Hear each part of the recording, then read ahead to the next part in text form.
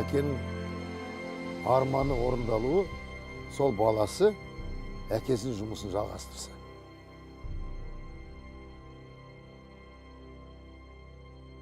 Мен бір жолдасым маған бір жаман сөз айтты кезінде. Сен кезінде совхозды тастап кеттің деді маған. А ол білмейді мен совхоздан қалай кеткенімді.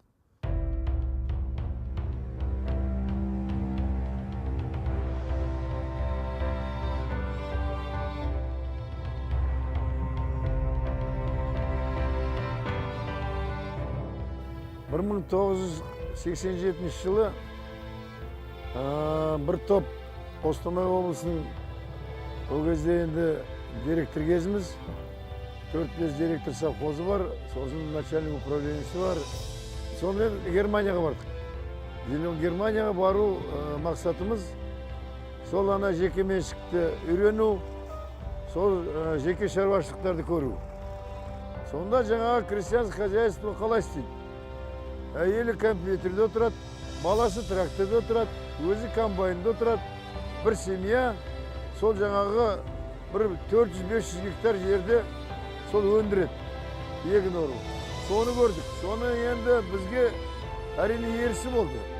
Біз енді кеңес уақытында күллі үкіметке жұмыс істейтін адам, олар тек қана өздеріне ғана жұмыс істейді екен. Соны біліп, соны көргеннен кейін 87 жылдан бері ойымда жүретін. Ой, осы жеке меншікке көшсе солай болар ма екен деп.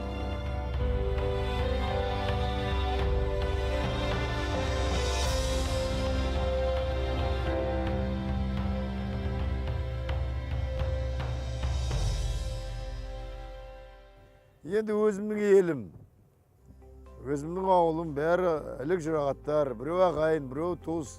Оған қарамастан бірақ тәртіпті сақтадым. Өзімнің жігерлігімді көрсеттім.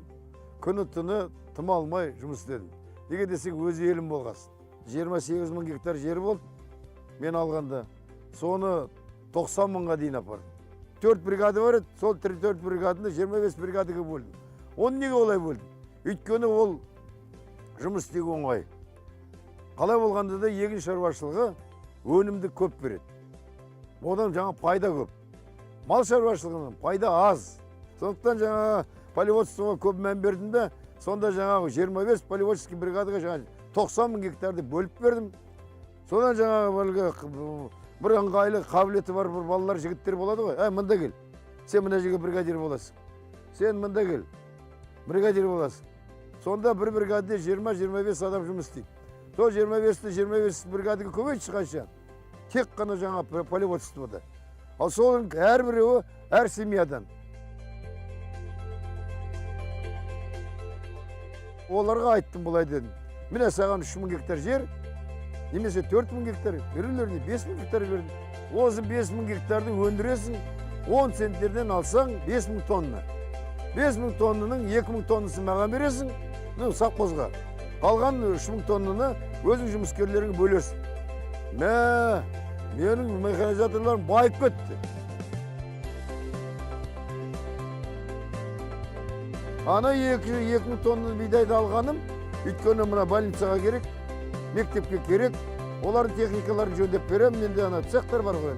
Сондықтан сондай услугыларға, сосын главный инженерім, главный агроном, күллі специалистерге, соларға жалақы мінеке. Осылай істедім мінеке.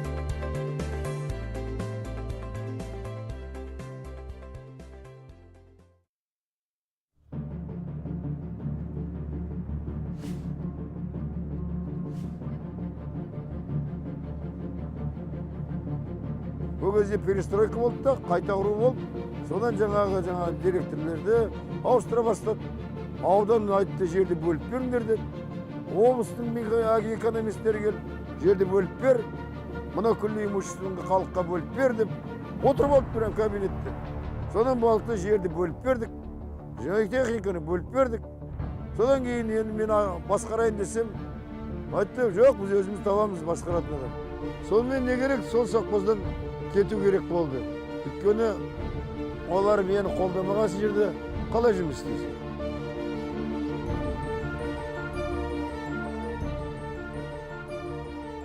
Сол енді Қостанайда қыстыгүні баламның үйі бар.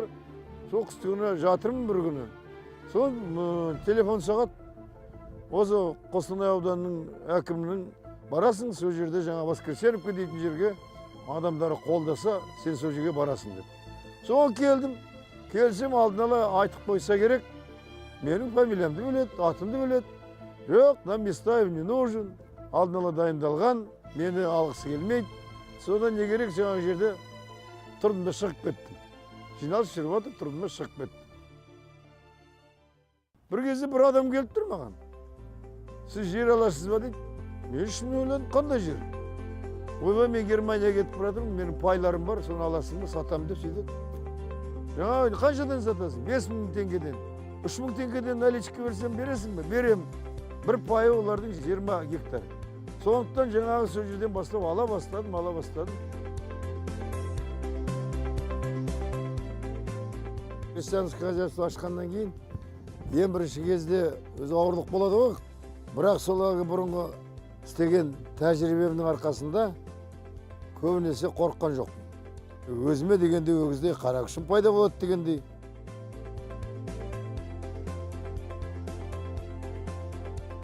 Совхозда кеткенде, онда менің берешек маған тұқым да бар да,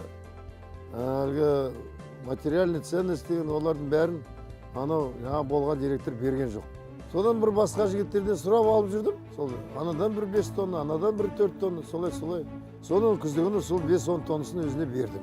Қор пайда болғаннан кейін сол қорға, сол ақшаға жер сатып алу пайда болды. Жерді көбейте беру керек болды. Мысалы 1000-2000 гектар ол экономиканы көп шешпейді. 10 мыңға жеткеннен кейін сол 15 мың болды. Міне биыл 17 мың жылда аламыз жаңа жерді. Жер жағаңды көтереді деген мысалы қазақта сондай бір әдемі ақыл сөз бар. Жер ең басты байлық жер. Сондықтан осы жерден айырылмадым.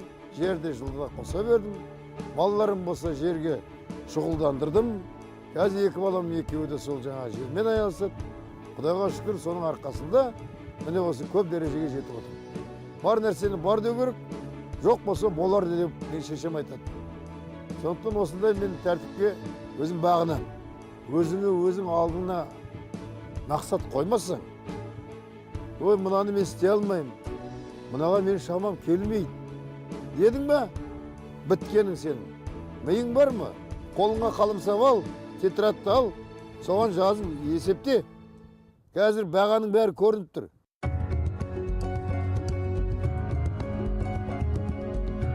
Мана бір көрдіңіздер ме? Мана телешкін түсіріп алдым. Қандай әдем істеген телешкі? Тамаша, қандай әдем. Бункер накопитель болды ғой мана. Сондай мысалды бір жерде көрсем, карточкаға түсіріп алам, көрем, интернетте алып оқимын, соған қызығып, соны істетем. Ол бір. Ал мен енді әкімшілікке қызықпаймын. Өйткені өзім директор болдым. Басшы болу оңай емес.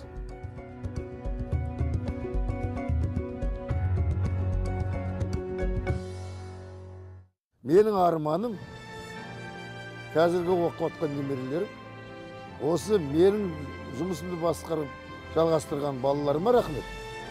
Сол немерелерім осы менің осы балаларымның жұмысын ары қарай жалғастырса деп соған армандаймын.